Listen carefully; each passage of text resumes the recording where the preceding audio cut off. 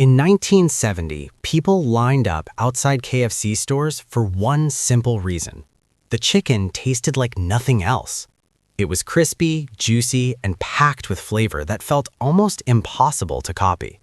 The man behind it, Colonel Sanders, guarded his recipe like a secret treasure. But something changed. Ask anyone who grew up eating KFC decades ago, and many will tell you the same thing. It doesn't taste like it used to. So what happened? Did they lose the recipe? Did they cut corners? Or is there a deeper reason most people never hear about? Back in the early days, Colonel Sanders wasn't just selling fried chicken. He was selling a very specific experience. He used fresh chicken, cooked it in pressure fryers, and seasoned it with his famous blend of 11 herbs and spices. The cooking method locked in moisture while keeping the outside crispy. That combination made it stand out. But here's the truth most people don't know. The recipe wasn't just about ingredients. It depended on how the chicken was raised, how it was processed, and how it was cooked in each store.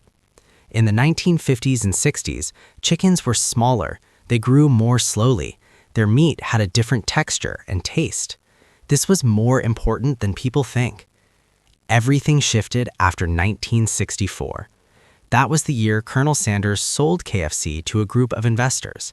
He made millions from the deal, but he lost control over how the food was made. And the new owners had a different goal.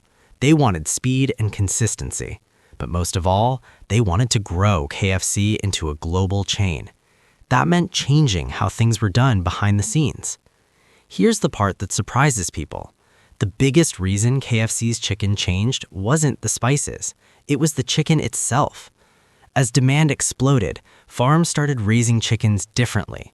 Instead of slow-growing birds, producers began using larger chickens that grew much faster.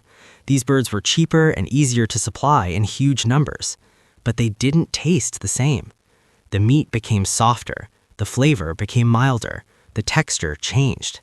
And because KFC now needed to serve thousands of locations, they had to adjust cooking times, oil temperatures, and preparation methods to match this new kind of chicken.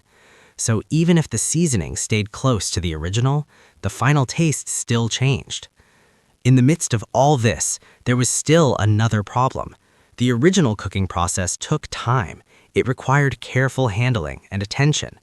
That doesn't work well when you're running a fast food chain with hundreds, then thousands of locations.